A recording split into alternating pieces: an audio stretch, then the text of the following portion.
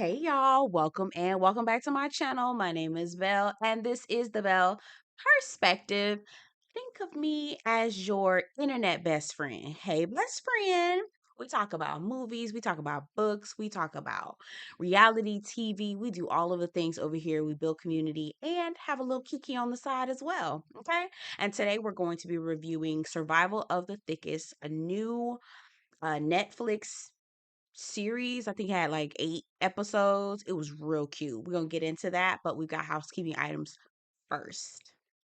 This is a growing channel, y'all. This is a growing channel, y'all. It is a growing channel, okay? And what that means is I need your help. If you haven't subscribed to the channel already, what are you waiting for? What are you waiting for? Go ahead and subscribe, okay? If you have subscribed, thank you. I appreciate it. I still need your help though. Go ahead and hit the like button. Make sure to share the video. And as I'm sharing my perspective, get down in the comments and share yours. Okay, I really appreciate that. I like to hear everybody's perspective. I'm trying to make sure I pin people's comments so you can see here we build a community. So get in where you fit in, start a conversation, join a conversation, do the thing, help me grow my channel. I'd appreciate it. Let's get into this review. Okay, so Survival of the Thickest it actually premiered on July 13th, my birthday. And I was out in the street in the street celebrating. But my sister and I get together typically on Thursdays, or if we're not able to meet on Thursdays, we meet on like Saturday or a Sunday. My sister's still in Florida, and we like put things on the calendar to say, okay, we want to watch this, we want to watch that. So we do a virtual get together. And this was definitely on the list. My sister had sent it over to me like weeks before, and she was like, "We got to watch this." So we sat down, and for 8 weeks, was it 8 weeks? Probably 8 weeks. I think we binged this, so don't quote me. Um, no, it hasn't been 8 weeks, cause girl, it ain't been 8 weeks since your birthday, child. See, look at me lying. We actually sat in yeah, because we were watching it like 2 and 3 times. Yeah, we binged this. My bad. My bad, y'all. My bad. We binged this. Anyway, love this. Loved this. Overall thoughts, I'll tell you, I thought it was fresh. I thought it was heartfelt, realistic, and funny. Those are the adjectives that I have to describe Survival of the Thickest. So, who's in Survival of the Thickest? Michelle Buteau, Marcel Bouvet, Tone Bell, and Tasha Smith. There's a couple other ancillary actors, but I didn't really get their names because these are the four that are huge. Michelle Buteau is a comedian. I've seen her in other work. She was in First Wives Club. Was she in First Wives Club? Where was she? Was she in first? Y'all get down in the comments and let me know. I think it was First Wives Club. She was hilarious in that. And so I thought, it was something along the lines of First Wives kind of thing. I have to double check. I don't remember, but she was hilarious in that. And she was hilarious in this as well. She also had she played some executive producing in this. It looks like she probably was the main executive producer and it was created by her as well. So really real cool, real cool, real cool. Okay, so summary. Mavis Beaumont is the main character's name. She's a plus size black woman living in New York. She's newly single and finds herself having to rebuild her life as a struggling stylist. I thought that this was a really good story. She's about 38 years old. Again, we don't have enough, in my opinion, enough stories that tell the or illustrate the lives after 25. Like I'm tired of hearing I'm 22 years old, I'm 25 years old. And don't get me wrong, like there should be stories for everyone, but I think yeah, no, there should just be stories for everyone across the board to me, in my opinion. Everyone should be represented in one way or another. So it was really cool to see her almost 40 pushing, you know what I mean, but not in the same way that we've seen before. So Mavis is dating Jock. Child, he ain't shit, girl. I could have been told her that, but she didn't ask me, so that's fine. She's dating Jock. He's a talented photographer. Everyone knows him in the fashion industry in New York. think he's working for Essence. I think both of them work for Essence at the time, or maybe have did some contract work. She finds out he cheated on her. And not only did he cheat on her, he was cheating on her with a model that she literally was just styling probably hours before he tried it. Her best friend is Khalil, who's played by Tone Bell. You know, really like Tone Bell. He's he's one of those, I don't want to say confirmed bachelors, because I don't think he's that. He's not not a confirmed bachelor, but he has been single for a very long time and you hardly see what's going on, and he actually uses that in his comedy specials, how his parents are like, when the hell are you going to bring somebody home? You know, you never hear men talk about that. How parents are pressuring them to get married and all this other stuff. You never really hear that. You always hear about how women, well, for me, maybe I hear it because I'm a woman. I don't know. Anyway, so her best friend is played by Khalil. I meant played by Tone Bell. His name is Khalil in the show. He's a committophobe slash artist. He has pretty much run the streets and slept with pretty much all the people that have been his students in his art class. He considers himself a F man, y'all fill in the blank, as opposed to an F boy, as if that's supposed to make anything any better. But whatever. I do think that he's an amazing addition to the story. I think he shows up masculine and manly, but also not problematic. And I think that he's open in more ways than the typical heterosexual male would be. Um, and when you watch the show, because you absolutely need to watch the show, because it is super cute. I really like the way that he gels in and fits in, and is it's not weird or awkward. I think their friendship is relationship goals all across the board, whether it's romantic, platonic, familial, whatever relationship you have. I think Khalil and Mavis's relationship is amazing. I think that it's the best. It's the best. It's the best. It's the best. Anyway, he later meets one of the women in his studio in his art class, child. Him being a community prowler. Okay, well, not prowler, a community peen. I'll just say that. Her name is India. She's actually initially coming off as a committophobe as well, but we later find out that she's a single mom who hasn't put boundaries in place with her ex yet. They end up ending their relationship within the series. I knew that was coming, but it was really cute to see Khalil's character progress and actually feel the feels, because again, he's a committophobe and he's running from women in the subway because he's then slept with them and forgot their name. It's crazy. It's insane. You kind of can tell the relationship isn't going to last very long when you see it start and blooming and he pursues her and it's really cute. But you also realize that these are the feels that he needed to experience in order to mature and stop calling himself a F man, because that's not cool either way. Okay.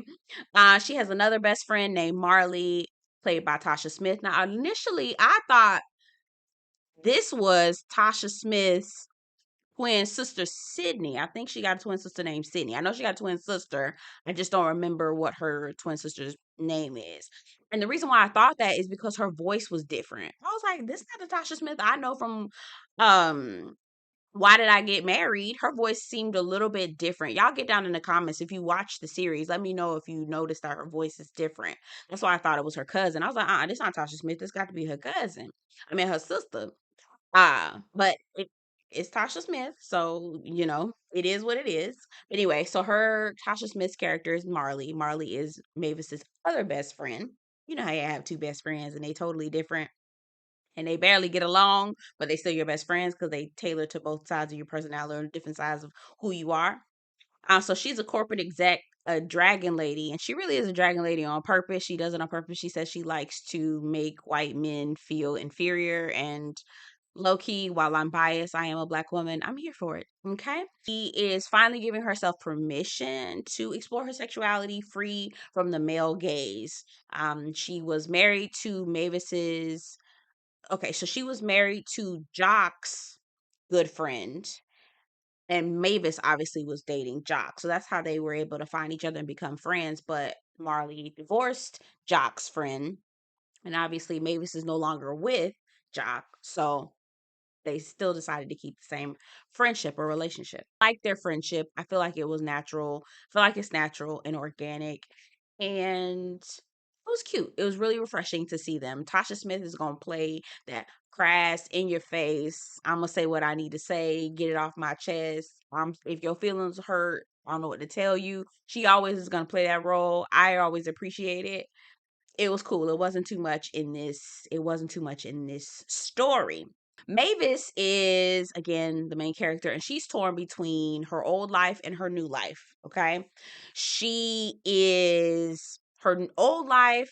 She lived in a lavish apartment with her boyfriend Jock, right?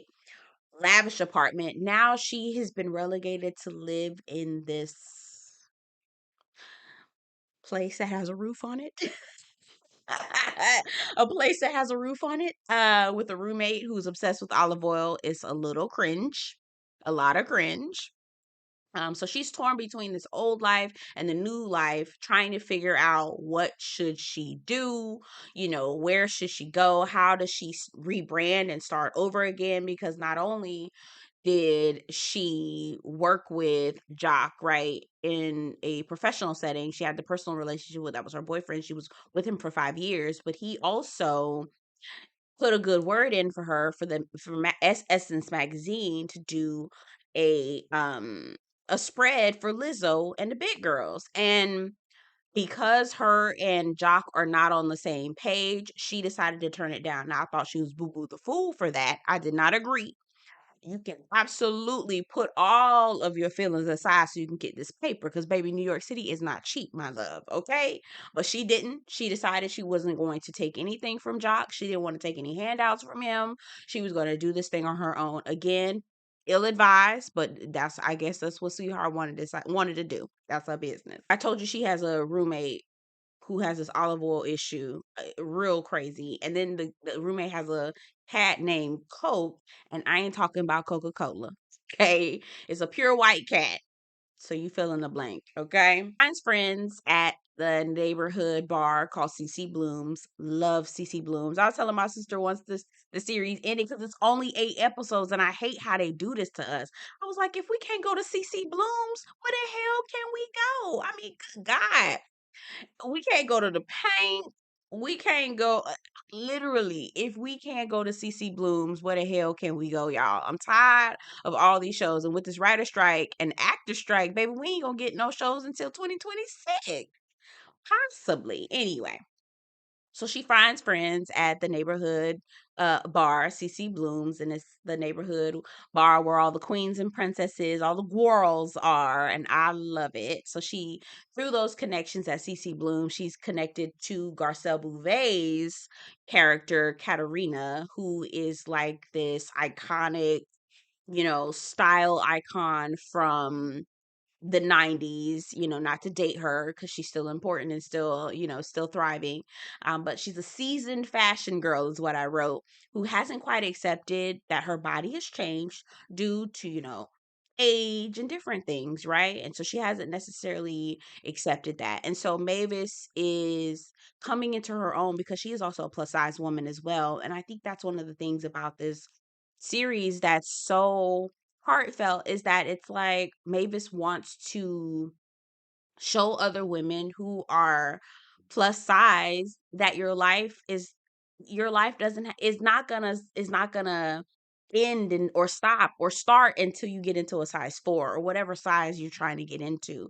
Accept all of the things that you have right now in this very moment, and feel important, and accept yourself for no matter what size you are or what you look like. And I really, really, truly appreciated that message. And it wasn't corny. It didn't come off like no after school special or anything like that. It was truly organic, and I enjoyed watching very much. Mavis is coming into her own. She's styling celebrities now, and trying to deal with all of the complexities of that, and also dating someone, right? So again, she's juggling between her old life and her new life. She meets a guy named Luca, and at first I was side-eyeing Luca like, who the heck, Papa, who this man, right? But then I realized, okay, he's okay, he's a decent guy. Okay, he lives with the woman. I was side eyeing that too, but it was I still got my, good eye. Still got my good eye on Luca. Hopefully this show gets renewed. Still got my good eye on Luca, but we'll see. So they're dating heavy. And at the end of the series, Jock comes back. He's been like trying to get her back out throughout the entire series. And we all just like, boy, go away, boy. Bye, boy. Bye, boy. Bye. And he finally proposes to her, Jock, right after 5 years. Should be boo boo the fool. She accepts it. And at the end of the episode, of the very last episode, she's like, I don't know if I could do this. And Jock is pissed, right? And she ends up flying over to Italy to visit Luca. And again, you kind of have your good eye on Luca because you don't know if it's gonna work out with them either. But it's a new start, it's a fresh beginning, it's something she's never experienced before, and I think it's a good look for her. You know, it's a good look for her. Anyway, all in all, this was it. I enjoyed, I laughed, I got emotional, baby. I felt empowered. It was fun, it was funny. Me and my sister sat and chatted up. Yeah, it was good. I would encourage you guys to watch it. Survival of the Thickest. It's only 8 episodes, so you'll be able to binge it. They're only 30 minutes long, so it's not that hard.